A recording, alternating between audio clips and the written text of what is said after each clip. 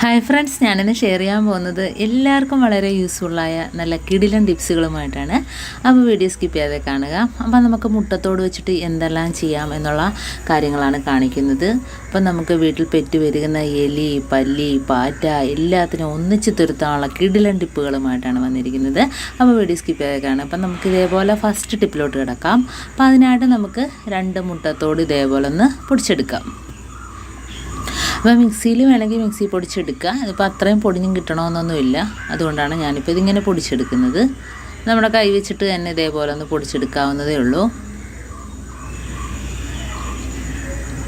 ഇനി നമുക്ക് അതിനകത്തോട്ട് ഡെറ്റോൾ ഒഴിച്ചു കൊടുക്കാം കേട്ടോ. അപ്പോൾ ഈ ഒരു സ്പ്രേ ഉണ്ടാക്കിയിട്ട് നമ്മൾ ഒഴിക്കുകയാണെങ്കിൽ നമുക്ക് പല്ലി ശല്യം വളരെ കുറഞ്ഞു കിട്ടും കേട്ടോ. പല്ലി ശല്യമാണേലും അതേപോലെ പാറ്റ. അപ്പോൾ ഡെറ്റോൾ നമുക്ക് ഇതിനകത്തോട്ട് ഒഴിച്ചു കൊടുക്കാവേ.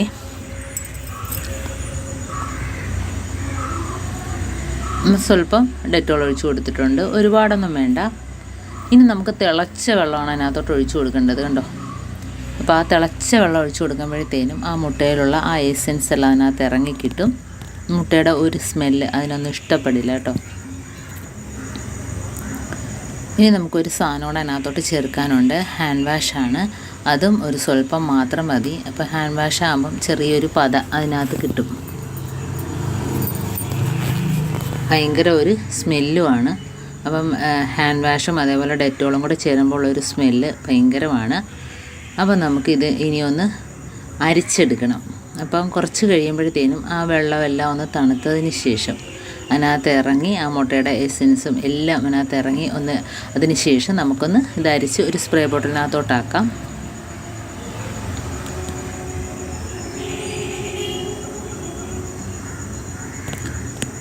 അപ്പോൾ ഇത് നമുക്ക് പല്ലിയുള്ള സ്ഥലത്തും അതേപോലെ പാറ്റ, ഉറുമ്പ്, ഈച്ച അങ്ങനെയുള്ള ഏത് ഭാഗത്ത് വേണമെങ്കിലും നമുക്കതൊന്ന് സ്പ്രേ ചെയ്ത് കൊടുക്കാം.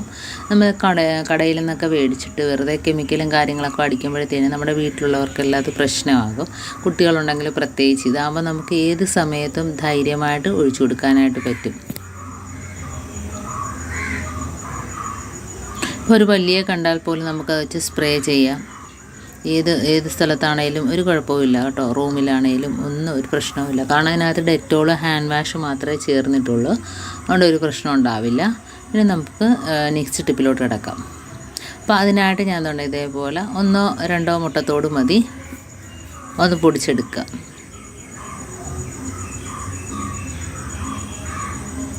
ഇനി നമുക്ക് ഇതിനകത്തോട്ട് ഇട്ട് കൊടുക്കേണ്ടത് നല്ല ചൂട് ചോറാണ് കേട്ടോ. ചൂട് ചോറിട്ട് കൊടുക്കുന്നതെന്ന് വെച്ചാൽ നമുക്ക് ആ മുട്ടയുടെ എല്ലാ ഒരു എസെൻസും അതിനകത്ത് പിടിച്ച് കിട്ടും. ആ മുട്ടത്തോടിനകത്ത് ചോറിനകത്തോട്ട് പിടിച്ച് കിട്ടും. അതിന് വേണ്ടിയിട്ടാണ് ഞാൻ ചൂട് ചോറിട്ട് കൊടുക്കുന്നത്. അപ്പോൾ ഇത് എലിക്കൊന്നും ഒട്ടും ഇഷ്ടമല്ലാത്ത കാര്യമാണ്. അതുകൊണ്ട് തന്നെ നമ്മളിത് എലിയുടെ വരുന്ന പൊത്തുണ്ടല്ലോ ആ ഭാഗത്തെല്ലാം ഒന്ന് വെച്ച് കൊടുക്കുക. പ്രത്യേകിച്ച് ഇതിനകത്ത് കർപ്പൂരമാണ് തേച്ച് കൊടുക്കുന്നത്. അതിൻ്റെ വയറെല്ലാം കംപ്ലൈൻ്റ് ആകും. മുട്ടത്തോടും കർപ്പൂരവും കൂടെ ചെല്ലുമ്പോഴത്തേന് വയറെല്ലാം പ്രശ്നമാകും കേട്ടോ. അപ്പോൾ അതിനായിട്ട് ഞാൻ 2 കർപ്പൂരം പൊടിച്ച് ചേർക്കുകയാണ്. അപ്പോൾ ഇതിൻ്റെയൊന്നും ക്വാണ്ടിറ്റി പറയുന്നില്ല. എത്രമാത്രം നമ്മുടെ വീട്ടിൽ ഇതിൻ്റെയൊക്കെ ശല്യം ഉണ്ടോ അതിനനുസരിച്ച് ഇതിൻ്റെയൊക്കെ അളവ് കൂട്ടുക, കുറയ്ക്കാൻ പാടില്ല. അപ്പോൾ കർപ്പൂരം 3-4 ആകുമ്പോഴത്തേന് ആ ഒരു സ്മെല്ലടിച്ചിട്ട് എലി കഴിക്കാതെ പോകും. ഇതാകുമ്പോഴത്തേന് ഇത്ര ചോറിന് 2 കർപ്പൂരം ഞാൻ ചേർത്ത് കൊടുത്തിരിക്കുന്നത്. അപ്പോൾ നമുക്കത് വെച്ച് കൊടുക്കുന്നത് നമുക്ക് ഒട്ടും വേസ്റ്റ് ആകാതെ അതിൻ്റെ വയറ്റിൽ പോകണമല്ലോ. അപ്പോഴാണ് അതിൻ്റെ ആ ഒരു റിസൾട്ട് നമുക്ക് കിട്ടുക. അപ്പോൾ ഇതേപോലെ കൊച്ചുരുളകളാക്കുക കേട്ടോ. ചെറിയ ഉരുളകളാക്കി എലിക്ക് വെച്ച് കൊടുക്കാവുള്ളൂ. കാരണം അതെടുത്ത് വിഴുങ്ങുമ്പോഴത്തേനും ആ തോടും ആ കർപ്പൂരവും എല്ലാം എൻ്റെ വയറ്റിൽ പോയിക്കോളും. പിന്നെ നമുക്കിതിനകത്തോട്ടൊരു ആകർഷിക്കാൻ വേണ്ടിയിട്ട് ശർക്കരയോ ബിസ്ക്കറ്റോ എന്തെങ്കിലും ഒരു സ്വല്പം അതിൻ്റെ മുകളിലോട്ടൊന്ന് വെച്ച് കൊടുക്കുക. എന്നിട്ട് നമുക്ക് എലിപ്പൊത്ത് ഉള്ള സ്ഥലത്തൊക്കെ 1-2 ഉരുള കൊണ്ട് വെച്ച് കൊടുക്കുക കേട്ടോ. അപ്പോൾ ഇനി അകത്താണ് എലി വരുന്നതെങ്കിൽ നമ്മുടെ ഗ്യാസ് അടുപ്പിൻ്റെ താഴ്ഭാഗത്തായിട്ട് വെച്ച് കൊടുക്കുക. കൊച്ചെലികളൊക്കെ അകത്തൊക്കെ കയറുന്നവരുടെ വീട്ടിൽ ഇതേപോലെ നമ്മുടെ ഗ്യാസ് അടുപ്പിൻ്റെ താഴ്ഭാഗത്തായിട്ട് വെച്ച് കൊടുക്കുക. പ്രത്യേകിച്ച് നമ്മൾ ഉപയോഗിക്കാത്ത പാത്രമായിരിക്കണം വെച്ച് കൊടുക്കേണ്ടത്. അതുപോലെ എലി പൊത്തുള്ള സ്ഥലത്തൊരു പേപ്പറിനകത്തോട്ടാക്കി വെച്ച് കൊടുക്കുക. തീർച്ചയായിട്ടും അത് കഴിച്ചിട്ട് പോകും. നമുക്കതിൻ്റെ റിസൾട്ടും കിട്ടുകയും ചെയ്യും കേട്ടോ.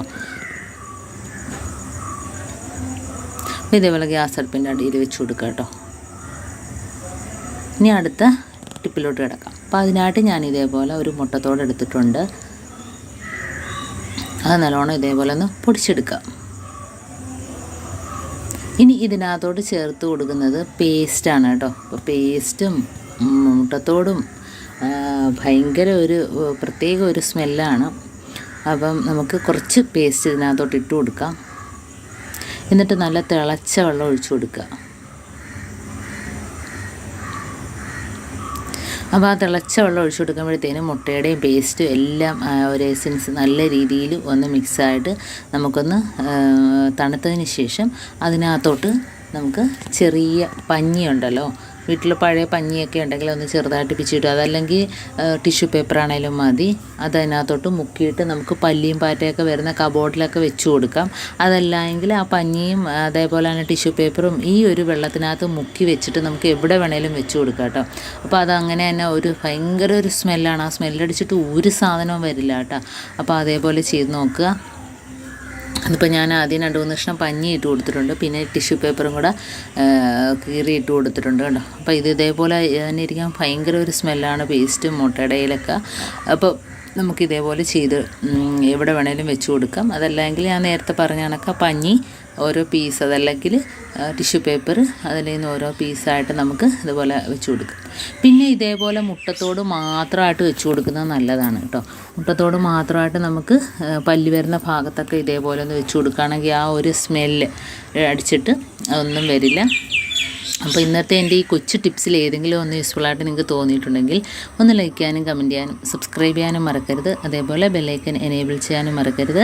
എന്നാൽ മാത്രമേ ഞാനിടുന്ന ഓരോ വീഡിയോസും നിങ്ങളുടെ മുമ്പിൽ നോട്ടിഫിക്കേഷനായി എത്തുകയുള്ളൂ. അപ്പം ഇനിയും ഇതുപോലുള്ള നല്ല നല്ല ടിപ്സുകളുമായിട്ട് വീണ്ടും കാണാം. അതുവരേക്കും താങ്ക്സ് ഫോർ വാച്ചിങ്.